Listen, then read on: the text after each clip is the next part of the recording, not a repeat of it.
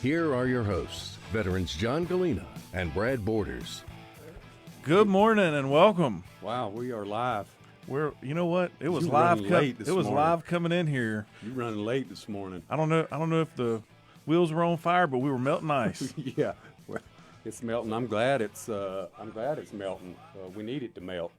It needs to go away. Yeah, very cool. Evidently, we're not having what we thought we were going to have tomorrow either. So. Yeah, I noticed that it was turning into like some rain or something like that. But yeah, I'm glad. We don't need any snow. We do not need to be living in Wisconsin type environment. No, that's exactly right. I don't know how them people do it up there. I would go nuts. Yep, that's exactly right. Well, good morning. Good morning. Welcome to Putting the Pieces Back Together. We got a special guest with us today, Army veteran, and we're excited to have him on the show with us. And he's a legend. Absolutely, legend, a football legend. Yep, in my mind, anyway. Let me get us kicked off here real quick. I want to thank our sponsors. I want to start off again, Cook's Headers, Welcome Home Vets, Lake Mountain Coffee, and our friend and fellow veteran, Dr. Grant Campbell. Dr. Grant. And we're thankful for all that support here to have the show on. Last week we got called into the manager's office. We did. Wasn't really the best conversation. We got fired. Well, I thought we were doing great being up to about 14 listeners. But we did. We got up to 17 last week. We got fired. So here's what happened. So we got this spot on the morning because Melissa Nita, our friend, she got too busy in her life and she gave up her spot because she's got a lot of things going on. Oh, and by the way, her and her husband have now they're retired. Yep. Congratulations. And happy birthday, Mike. 40 years of feeding people McDonald's in Iredell County. Great sponsors of Purple Heart Homes and Veterans. We're thankful for all their support. Yeah, we're super excited. So anyhow, we got called in the principal's office. The station owner here, Mark, called us in and said, "You're losing your Thursday spot." And so where does that really leave us? I mean, well, evidently we weren't terrible. We didn't get fired completely. We're not off the air, but we evidently are going to get moved to another day of the week. And unfortunately for our listening audience, it's going to be an hour now. Oh, my goodness. What are we going to ever do? So you have to put up with us for an hour. That's just more time for me to throw out some statistics and be wrong. Yeah, more to follow on that. So it's interesting. We had a caller this week. We did. Yeah. We did.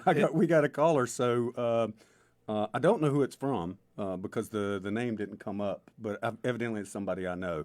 But anyhow, the call came into the Fat Line, says, "Hey, I'm just wondering when we're going to talk about reboot combat recovery, and when are we going to have our advanced class?" Right. So that's a really good question.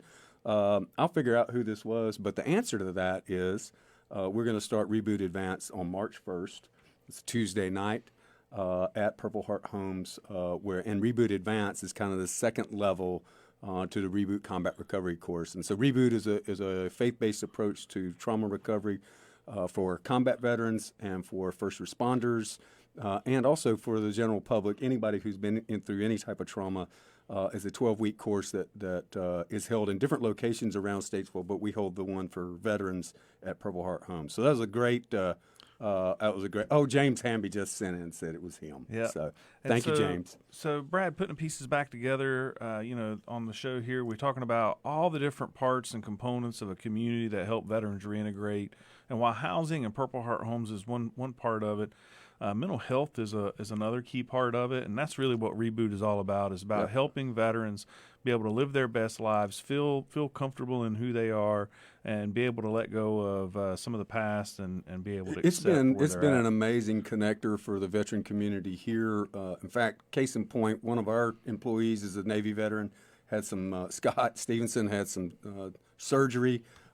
He lives by himself, and so didn't have anybody to take him to and from the hospital. So the other day we tandemed up and I took him to the hospital, and then Dave and Don Childers, a couple of other veteran friends of ours, went and picked him up and made sure he was taken care of. So just those kinds of things, building that network where we can count on each other and trust each other. So. It's really interesting. I remember on the last show you told people to call me out where I was wrong, and I actually had somebody call me out where I was wrong. Really?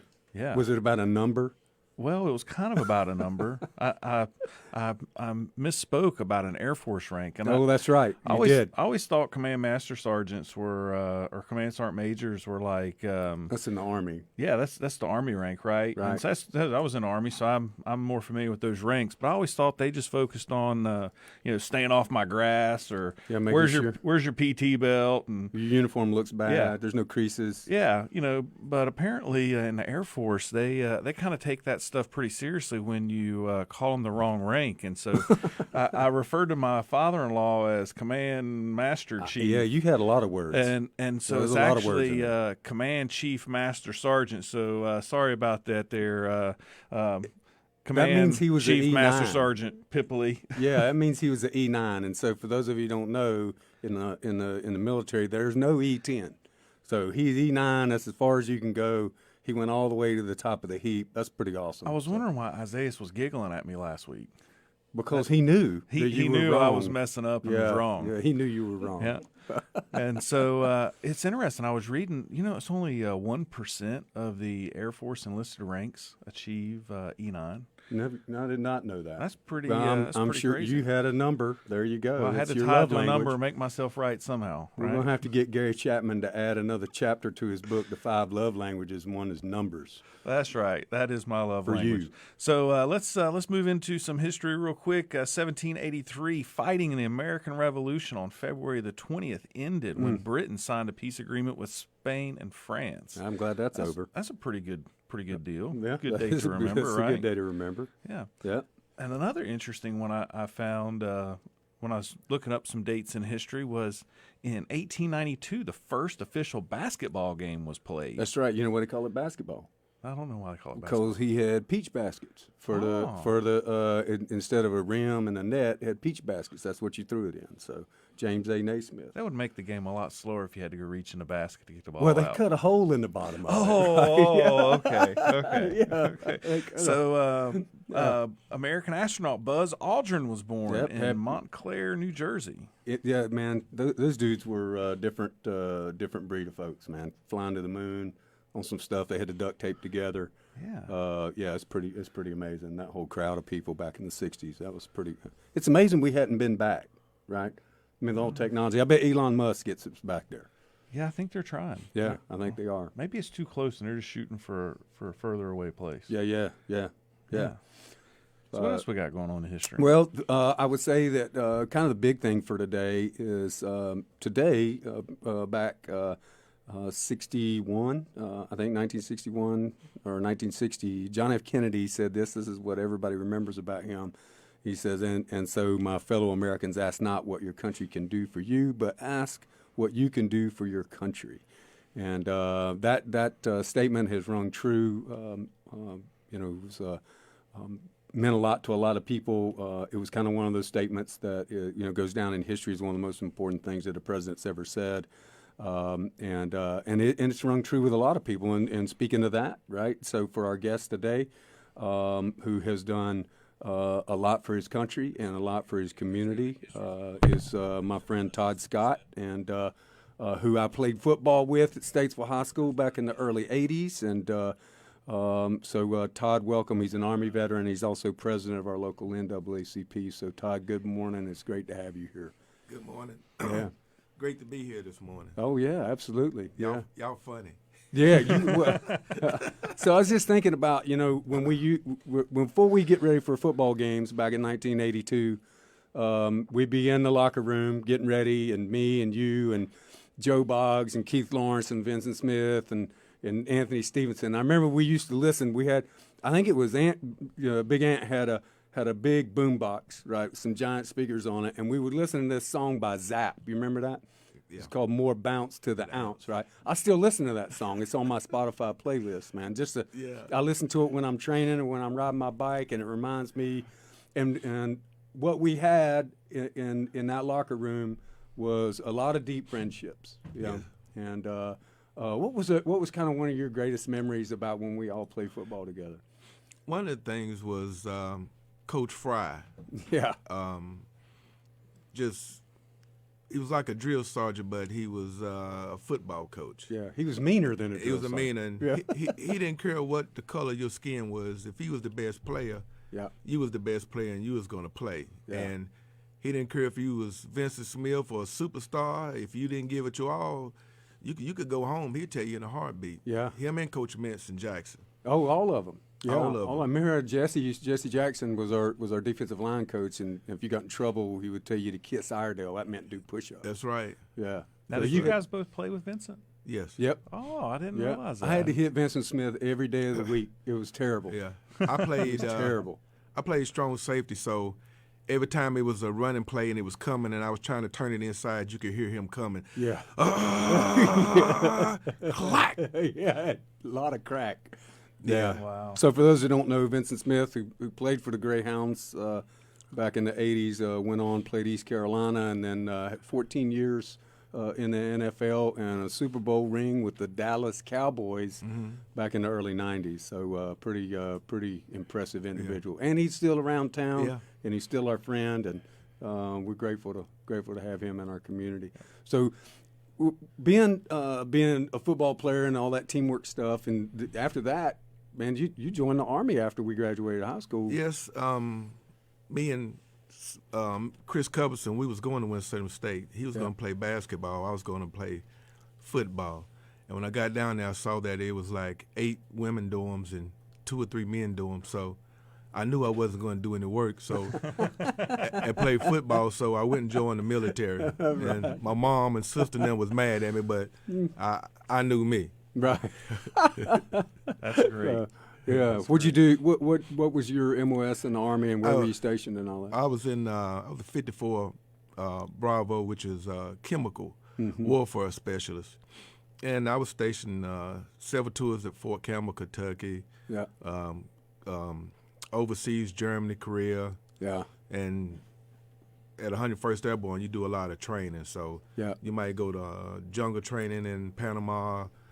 Go to Honduras, train in military, go to Sinai for 6 months. So it's like 82nd Airborne. You just don't know. Yeah, moving around all over the world, and about, was it 8 years that you spent in the military? 10. 10, yeah, right. I knew it was a while. Yeah, right. Hurt my back. Yeah. Was your intention to stay in for 20? Oh, yeah, most definitely. Yeah, absolutely. Yeah. And then so after your time in the military, then came back home, right? No, after my time in the military, I worked for this company doing government jobs. I did like if somebody's building a super Walmart or a school, I was like over it. Okay. Making sure they did everything by the specs. Yeah. But I traveled all over.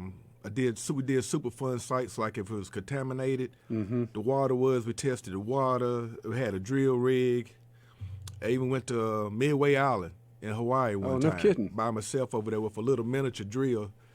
Yeah. No kidding. It's a Navy base over there. Midway Island, where the World War II, they say, was won at. Yeah. And the island was only 2 miles long and a mile across. I got a lot of pictures of that. No kidding. Goonie birds everywhere. Wow. Goonie birds. Yeah. What's the albatross. That's what they call it. But over there on the island, they call them Goonie bird because they land and then they falling, turning flips, hitting your windshield. That's what they call them Goonie birds. No kidding. And if you kill one of them, it's 5 years. No. In the jail. In the jail. Really? And the planes, when they land on that island, you can only go on certain times because you don't want them in the propellers. No kidding. So if they fly into the plane, you get 5 years? Well, no. Oh, okay. Yeah. No, you're flying to the plane, you get all of them, right? Because you're going down. If you kill one, that's it. No kidding. I did not know that. Yeah. So did your service in chem bio warfare, did that experience lead to that job? Was it stuff you learned in the military? Yeah, that led to it. Yeah. You know, when I was in the military in Germany, we had to have a top secret clearance because we were where we was at in Germany. Even those German citizens knew we had 170-some thousand rounds of World War II VX and nerve agent gas over there. So they had those in bunkers that, like, if an F-15 was to hit, the bunkers were just like this. So when you had to go inside that bunker, you was a wetsuit, we called it. And when you go in there if those alarms went off, you best believe you was scared. Yeah. So I used to take crickets in there, put them in a plastic bag, put holes in the bag, and set the crickets there. If they start jumping and moving, Yeah, I it's knew time to go. I knew something was in there leaking. So you had to decontaminate it and seal it up. How about that? Yeah. And just a curious question: where'd you get the crickets at? Oh, one of the stores over there. Oh, Well, okay, yeah. okay. Man, that is great. I like that. Yeah, and so, man, that's really interesting. So you did that. Then after that, how long were you doing that job? I did that about. I worked in Nashville and then Louisville, and then I was going through a divorce, so I came back here. Okay. In '97. Yeah, in '97, and then I guess was that when you went to work out at Freightliner? Yeah. Okay. Yeah. All right. So you mentioned, as we kind of got started here talking about football, you mentioned kind of the locker room, the camaraderie. I imagine you experienced some of the same there in the military. Oh yes, most definitely. Yeah. And how did those experiences lead you to the work you do now? Oh man. Tell us a little bit about the work you do now. Well, I was an NAACP president. I do a lot of stuff on social, economic, political, just making sure people don't get their rights messed with. I get calls every day. I get cursed out a lot. By the simple fact, a lot of people don't really know what the NAACP does. Mm-hmm. Well, I know yesterday Yeah. you were handing out N95 masks Yeah. to people that didn't have them. Yeah. But in the military, I always got the mess ups. Everywhere I was at, everybody gave me the people that they couldn't handle, and I always told them, if you hang with me, He would have had a John. you're gonna get promoted. If you listen to what I said, you're gonna get promoted above your peers. And I did that, and we had some racial stuff in the military. One story, if I could tell it. Yeah. One story we had. I was at Fort Campbell in infantry then, and some of the black guys from Alabama, Mississippi, they was like, "Hey, these guys wearing these Confederate hats and shirts, man. We don't like that. They tried to hang my uncle." It was something always, like telling me these stories, and I was like, "I don't know if we can do anything about that." So they said, "Well, just talk to them, because we're supposed to have esprit de corps and everything, and we don't like that." So I talked to them, and they said, "No, we ain't taking them off. It's our heritage and everything." So I went and talked to the first sergeant. First sergeant said wasn't nothing we could do. So one day just got the idea. I said, "I'm gonna get me a Confederate plate and put on my car." So I got a Confederate plate and put on my car, and I went to the formation. Everybody came out. They're standing in my car. "Hey, Sergeant Scott, what you doing? You can't do that." I was like, black people fought in the Confederacy too, so it's part of my heritage. Right. "No, you got to take it off. You got to take it off." Then some more sergeants on their own, they did it. No kidding. So I went and got those big dice, put in the window, and they was like, the soldiers was like, "Hey, you can't do that. You got to stop. You got to stop, Sergeant Scott." So I told them, I said, "I tell you what, if y'all don't wear your shirts or your hats, I'll take these tags off. We'll take these tags off." So after about 2 days, they were still, "When you going to take them off?" I said, "I just want to make sure y'all going to do it." So we took them off, and they stopped wearing their hats. How about that? It just So worked did out like that. did a dialogue start happening then? And Yeah. We always try to talk and settle our differences, because we all know everybody don't agree. Yeah. You just didn't want to make nobody hate somebody because if they wore that shirt or nothing like that, and just explain yourself, what you believe. Yeah. And then the other person explain what you believe, and then how y'all can come together, because, military, if you have to fight, you all going to be, you ain't going to be worried about none We of this all wear stuff. green, and we That's all right. we all bleed red. That's right. Well, I know this. When I was in Iraq, I didn't care. I That's didn't care right. who people were. If it was on my team and That's right. we were together, that That's meant right. we were on the same team. And, That's right. And, wow, man, that's amazing. A lot of people don't realize the military is one of the most diverse organizations in the world. It sure is. And Yeah. I think it builds a certain level of camaraderie. But I think, as you've said, Todd, that it brings some awareness to some of the issues that happen in the civilian world too. And when we come out, I know for my end, both with my work with the Housing Authority and my work with Purple Heart Homes, I see economic diversity and issues that we can help with in order that we can help people live their best lives. And whether it's helping them have a roof over their head, build generational wealth, be able to have have some freedom in their mental space, whether it's from things in the past or a lack of belief in themselves. How can we lift up people in our community so that they can be contributors to our community and that they can live their best life? And sometimes that's removing roadblocks. Yeah, that's true. And I know that in the applications that we get and the veterans that we serve, it's every color of the rainbow. That's right. I mean, and you go to basic training today. We went down to Fort Jackson or Fort Benning. It ain't one color. It's everybody. It's Hispanic, African American, Asian. I mean, everybody comes to serve, and our country was built on that diversity, and so I think it's really important. And Todd, in your work with the NAACP, you and I have spent a lot of time together over the last couple of years, and super grateful. And I think it's cool that your service to our country in uniform has informed and those experiences has brought you to the place where you're at, where you're able to serve our community. Because I know you're out every day, right? I mean, you're out every day helping folks get. You were telling me that you registered folks to vote, right? Tell. I said that I've registered more Republicans in in Iredell County since '97 than anybody. I put money on it. Yeah. Because we register people. We don't care who it is. We just want you to vote. Right. We just want you to vote. Yes, sir. Yeah. Man. And I think that's another great thing that most people don't understand that you do. You're helping people exercise their rights. Yes. I think more often than not we think of the work that NAACP does is in defending people, but it's not about defending people. It's helping them exercise their rights that you fought for, that you defended, that Isaiah's defended, that Brad and so many others have fought for.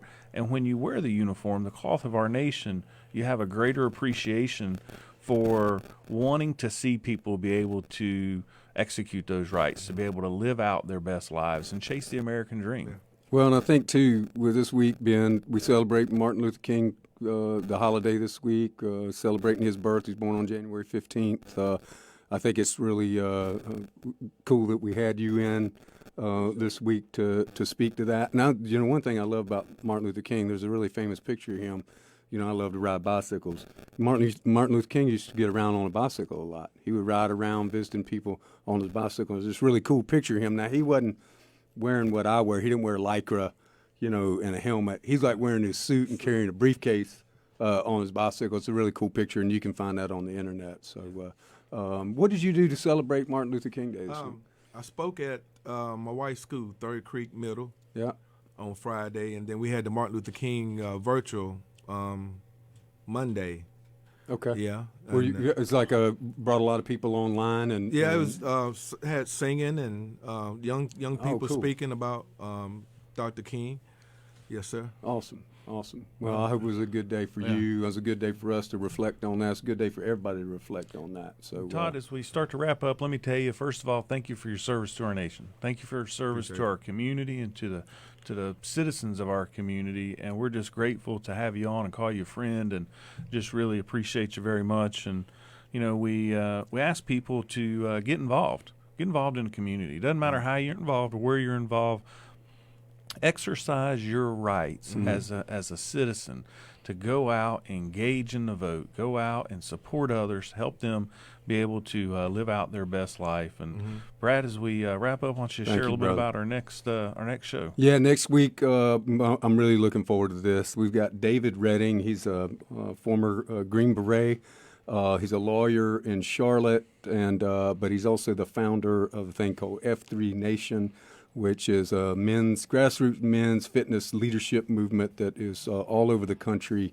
And he is a unique individual, written a book, and so we're really excited to have him on next week, so make sure you tune in. It'll be a show you don't want to miss. Absolutely. And thanks for tuning in to Putting the Pieces Back Together with John Galena and Brad Borders, and we look forward to being with you again next week. Thanks, Have everybody. a great day. Have an awesome weekend.